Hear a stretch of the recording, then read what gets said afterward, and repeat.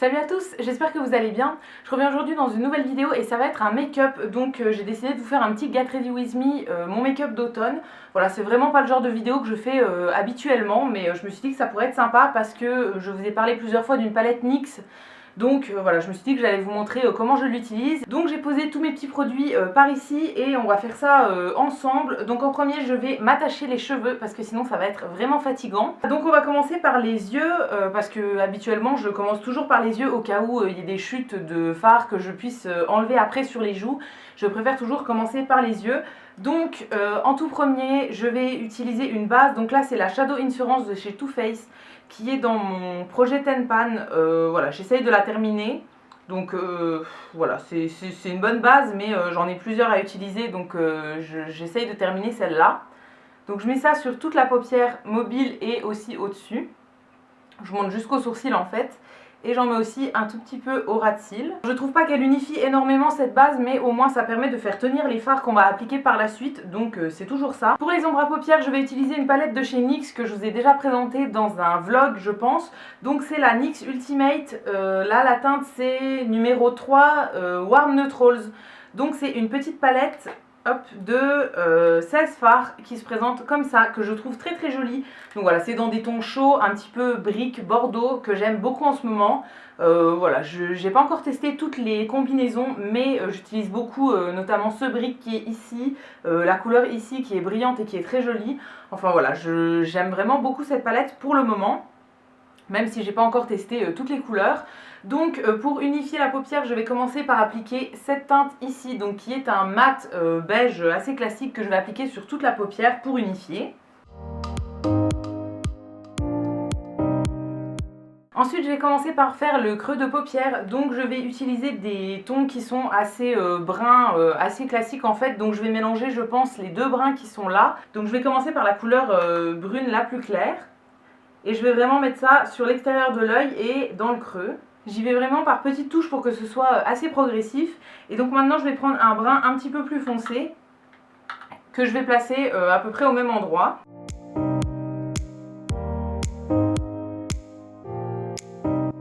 Donc là pour le moment j'ai à peine creusé la paupière et donc maintenant je vais venir avec une couleur encore plus foncée. Donc là je vais partir sur le brick qui est ici et un petit peu du bordeaux qui est là pour mettre toujours dans le creux et sur l'extérieur de la paupière.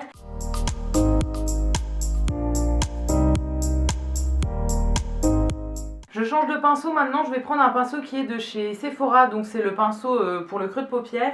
Et je vais continuer toujours avec mes deux teintes, donc brique et un petit peu bordeaux, à faire toujours le creux.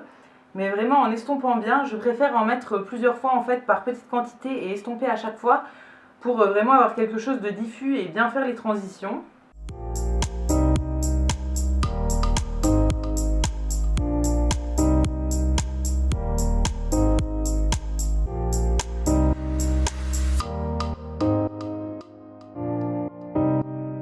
Là, je vais prendre le bordeaux le plus clair pour le mettre sur toute la paupière mobile.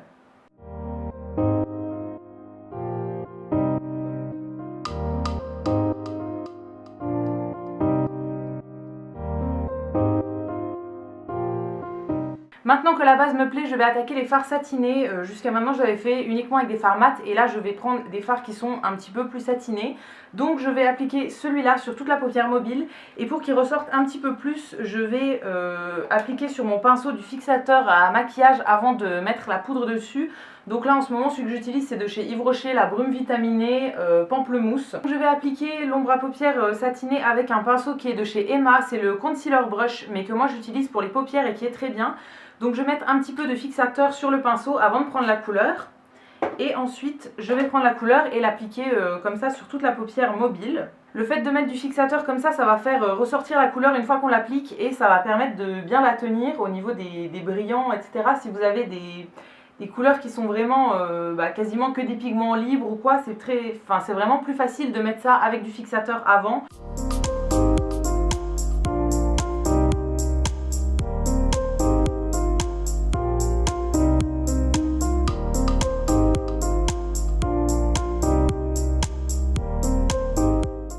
voyez, le fait d'humidifier la couleur, ça la fait vraiment plus ressortir et moi je trouve que c'est très joli comme ça. Maintenant que j'ai fini avec la couleur un petit peu satinée, je vais repasser avec mon pinceau estompeur dans le creux de paupière en fait pour bien tout redéfinir. Donc juste un petit peu estomper les bords et si nécessaire je reprends un petit peu de beige du début. Ensuite, toujours au niveau des ombres à paupières, je vais un petit peu accentuer la ligne des cils, donc le ras de cils supérieur. Donc je vais utiliser ce fard là qui est un violet assez foncé que je vais tout simplement mettre en guise de liner, mais je ne vais pas faire de virgule, rien. C'est juste pour un petit peu accentuer la ligne des cils. Donc je fais ça avec un pinceau biseauté comme ça qui est de chez Avril, c'est le numéro 7 et je l'aime vraiment beaucoup pour ça. Donc voilà, je vais juste suivre la ligne des cils pour un petit peu accentuer, mais vraiment sans trop en faire. C'est vraiment le maquillage que je fais tous les jours, donc c'est quelque chose d'assez discret.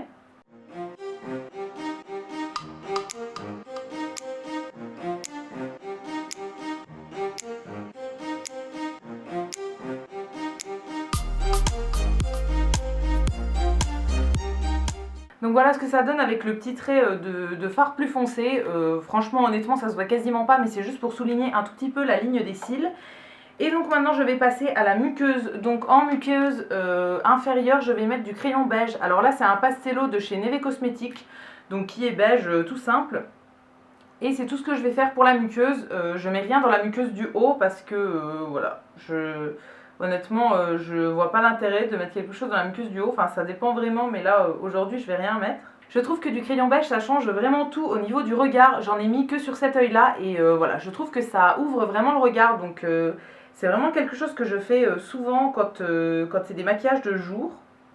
Voilà pour les ombres à paupières pour le moment. Je viendrai à la fin faire le ras de cils inférieur et mettre un petit peu d'ombre satinée. Je pense celle-là au coin interne, mais ça je le ferai à la fin une fois que j'aurai mis l'anti-cerne et tout ça. Donc maintenant on va passer à l'étape du mascara parce que ça je le fais tout de suite. Alors je vais uniquement mettre le mascara sur les cils supérieurs, sur les cils inférieurs je ferai à la fin aussi.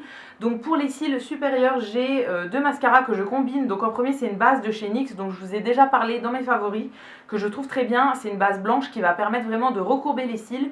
Et ensuite je mets le mascara de chez Catrice, donc c'est le Glam & Doll en waterproof. Ça pareil je vous en ai déjà parlé dans des favoris. C'est vraiment deux produits que j'aime bien et combinés ensemble je trouve qu'ils fonctionnent très très bien. Et avant de les appliquer je vais me recourber les cils.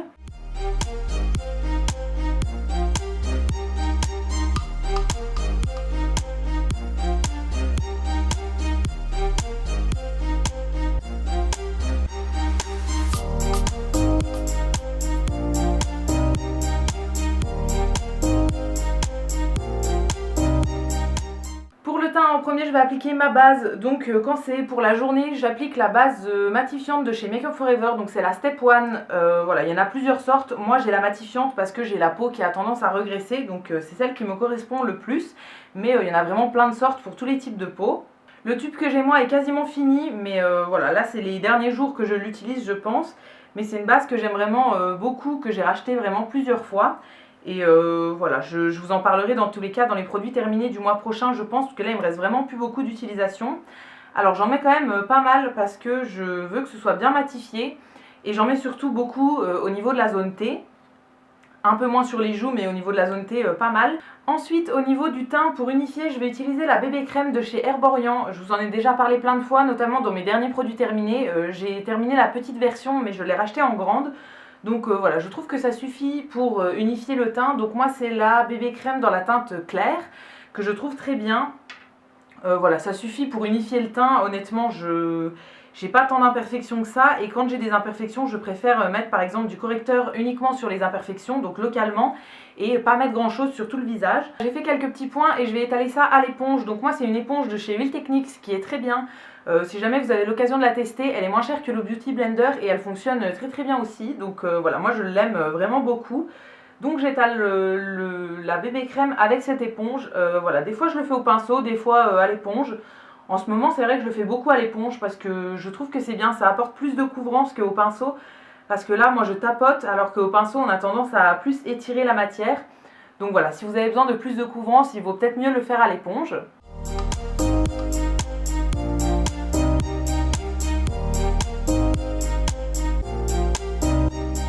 Maintenant on va passer au correcteur.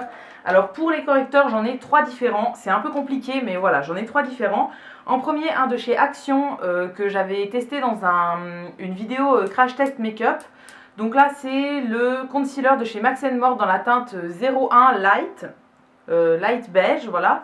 Et donc ça, je vais l'utiliser pour les cernes, donc pour faire une première couche au niveau des cernes. Alors il est assez clair, mais honnêtement, une fois qu'il est estompé, ça se voit pas trop. Et je trouve que la couvrance est plutôt pas mal. C'est pas une couvrance de dingue non plus, mais je trouve que honnêtement, pour le prix, ça se défend bien. Donc voilà, c'est ce que je vais utiliser sur les cernes. Et ensuite, je vais utiliser aussi ça pour illuminer donc certaines zones, donc notamment le nez. Je vais l'utiliser aussi pour le front, le milieu du front. Je vais faire juste hop, comme ça. Et pour le menton. Ensuite, j'estompe ça avec l'autre côté de mon éponge, donc qui est un petit peu en pointe. Et après, je vais sûrement revenir au niveau des cernes pour remettre un autre correcteur. Et ensuite, je viendrai aussi sur les boutons. Là, j'en ai pas énormément à cacher, j'ai juste une petite cicatrice ici. Mais voilà, le reste, ça va. Donc ce correcteur, je trouve que la couvrance est pas dégueu, mais il est trop clair pour moi en ce moment en fait. Enfin, je trouve qu'il illumine trop au niveau du dessous des yeux. Donc là, je vais rajouter un petit peu de Naked Skin d'Urban Decay. Si jamais j'ai besoin d'illuminer plus, je vais rajouter un de chez Sephora, donc c'est le anti-cerne haute couvrance. Mais là, je pense qu'aujourd'hui, je vais juste rajouter le Naked Skin et c'est aussi celui que j'utilise pour les boutons. Parce que là, c'est la bonne teinte de mon visage. Donc cette teinte-là, c'est la Light Neutral. Si jamais je veux mettre que ça sur les cernes, je trouve que c'est trop foncé. Mais si c'est combiné à l'autre anti-cerne Action, je trouve que ça va.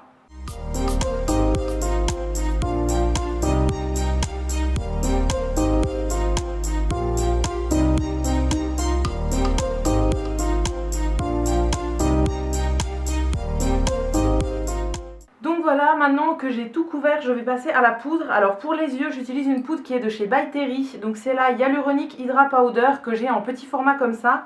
Et en fait, je vais faire un petit peu de baking en fait pour bien fixer tout ce qui est anti-cerne.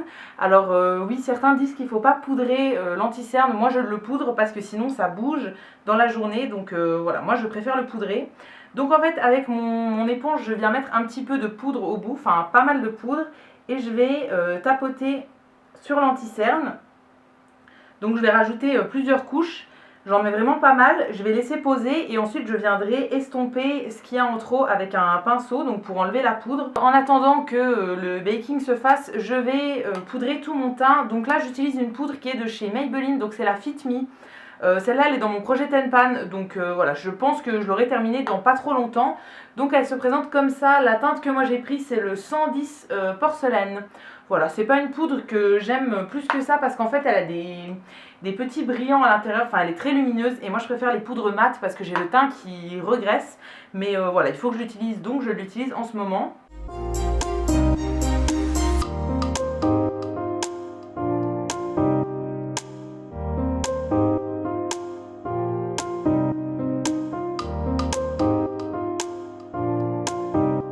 Et donc maintenant je vais venir estomper la poudre que j'ai mis donc pour faire du baking sous les yeux. Donc avec mon gros pinceau poudre, j'estompe juste comme ça. Et ça va enlever toute la poudre qu'il y a en trop. Je vais passer au bronzer et au blush. Donc en premier, je vais utiliser le bronzer de chez The Balm, donc le Bahama Mama, que j'ai depuis plusieurs années et que j'aime vraiment pas mal. Et je l'applique avec un pinceau ELF comme ça. Donc là, je vais à peine creuser mes joues et en mettre un petit peu sur le front. Et c'est tout en fait, je fais pas énormément de contouring ou quoi. Je fais juste un petit peu pour les joues parce que je trouve que j'ai le visage trop rond sinon. Mais voilà, c'est vraiment pas très accentué et je fais ça en 2 secondes. Voilà, je passe jamais 3 heures à faire cette étape-là.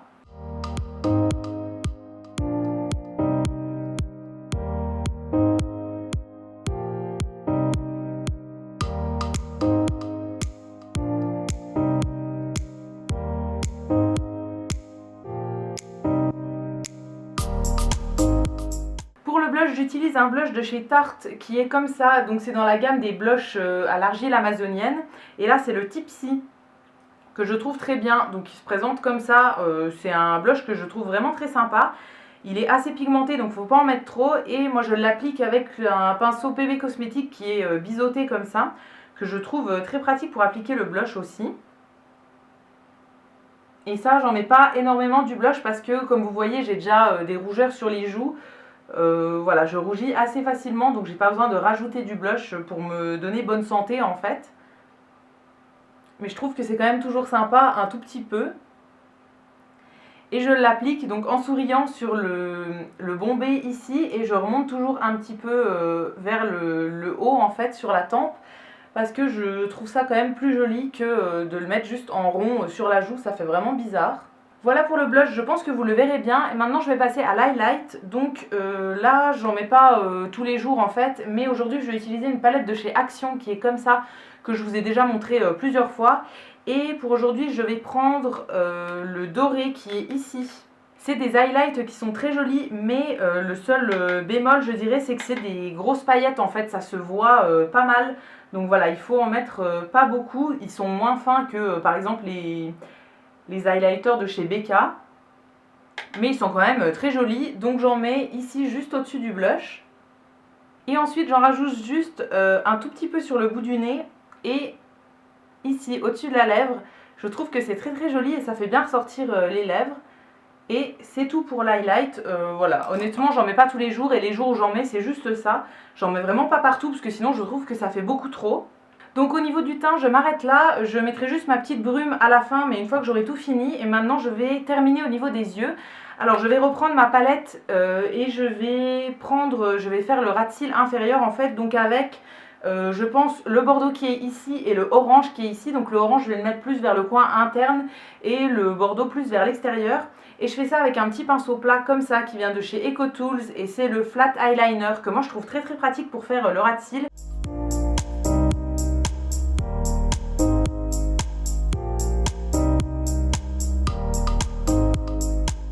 Maintenant que c'est bon, je vais pouvoir passer au mascara sur les cils du bas. Ça, je mets du mascara uniquement quand j'ai mis des ombres à paupières sur le ras de cils parce que sinon je trouve que ça fait vraiment trop bizarre.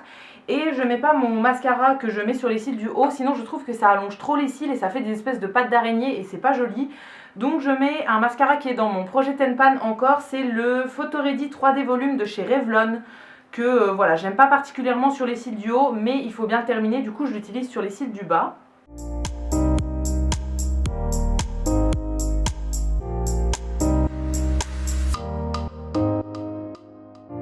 Ensuite il me reste deux étapes, ça va être les sourcils et les lèvres. Alors pour les sourcils j'ai pas de routine particulière parce que comme vous voyez je les laisse un petit peu pousser.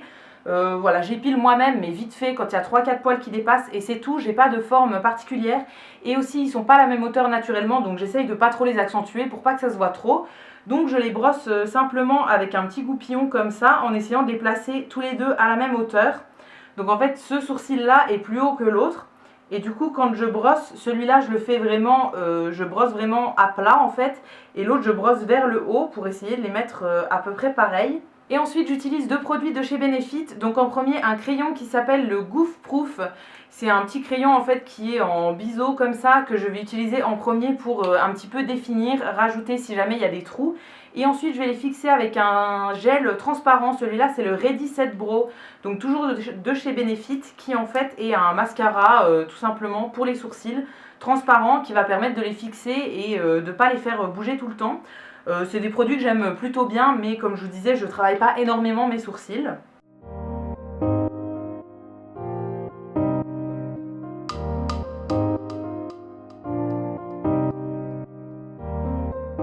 Dernière étape pour les yeux, je vais venir rajouter un tout petit peu de fard satiné au coin interne et sous l'arcade sourcilière. Donc là je vais prendre ce fard là, voilà, je vais prendre le même pour ces deux étapes là.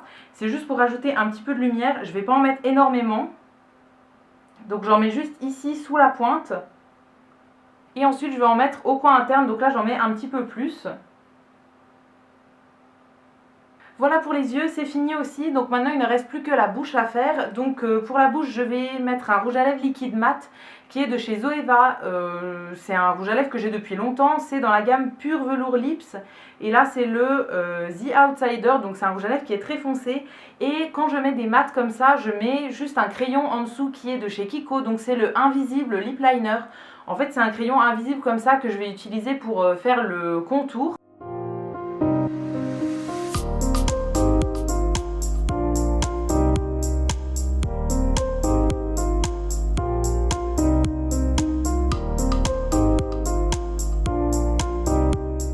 Voilà pour l'application du rouge à lèvres, donc là il va se matifier un petit peu, donc je vais attendre qu'il se matifie. Et je vais terminer par la brume de chez Yves Rocher, donc là c'est la petite brume que j'ai utilisée tout à l'heure, je vais la mettre sur tout le visage. Voilà, ça va permettre de fixer un petit peu le maquillage, mais c'est pas la meilleure brume fixatrice que je connaisse, mais c'est très agréable quand même à utiliser. Et donc voilà pour mon make-up automnal du moment. Pour la coiffure, en ce moment je reste toujours soit les cheveux attachés, soit les cheveux détachés, tout simple. Mais voilà, je fais jamais rien de particulier. En fait j'ai fait une permanente bouclée sur mes cheveux il y a super longtemps.